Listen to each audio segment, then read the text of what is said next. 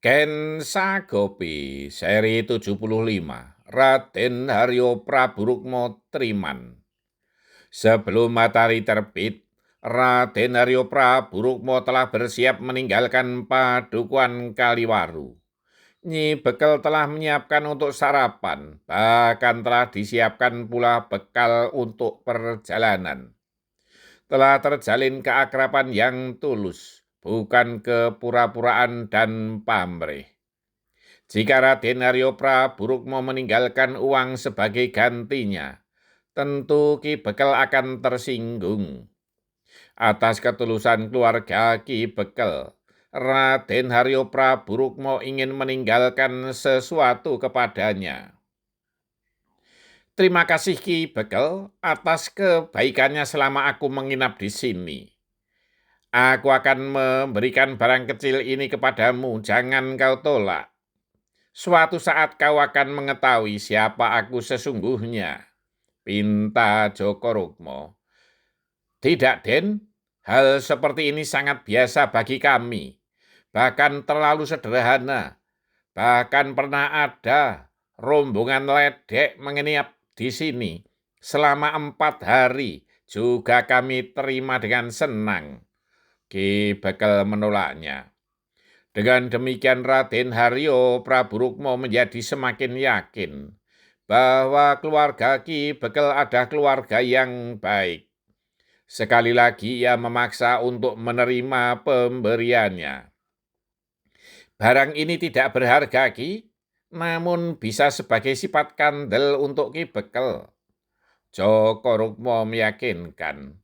Ki Bekel penasaran juga dengan barang itu, sehingga tidak kuasa untuk menolaknya.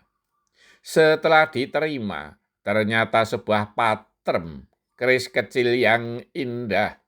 Walau kecil namun harganya pasti mahal. Ini berlebihan, Den. Saking terharunya Ki Bekel tidak bisa melanjutkan kata-katanya.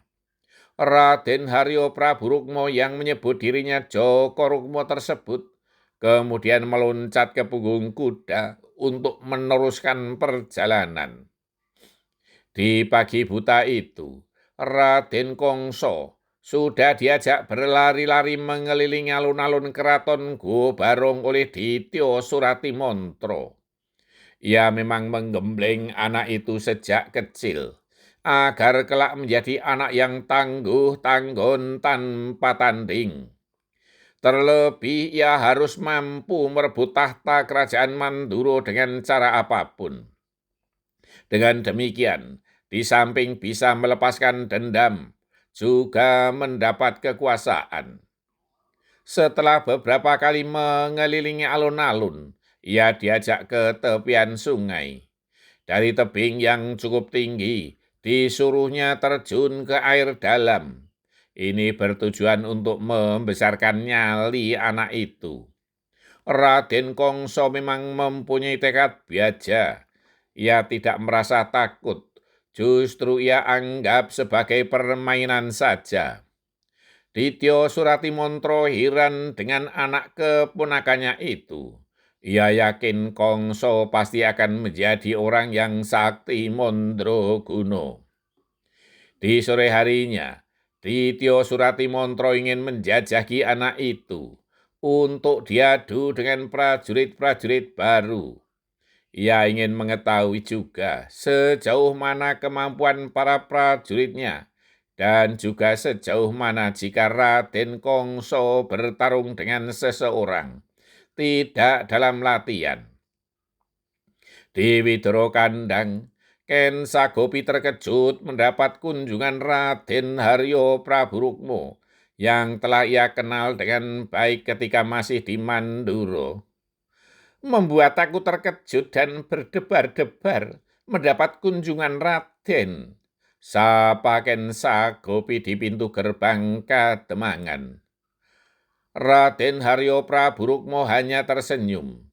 Jika Raden Basudewa gagah kekar, Raden Haryo Praburukmo halus dan tampan.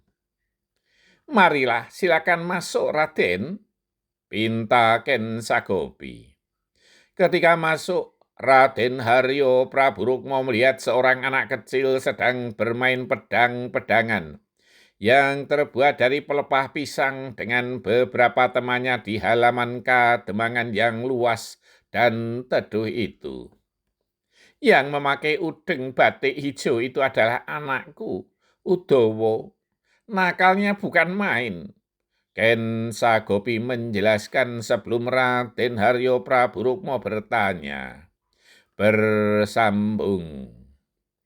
Mendidik seorang anak harus dimulai sejak kanak-kanak. Segala sesuatunya tidak bisa instan dan tiba-tiba.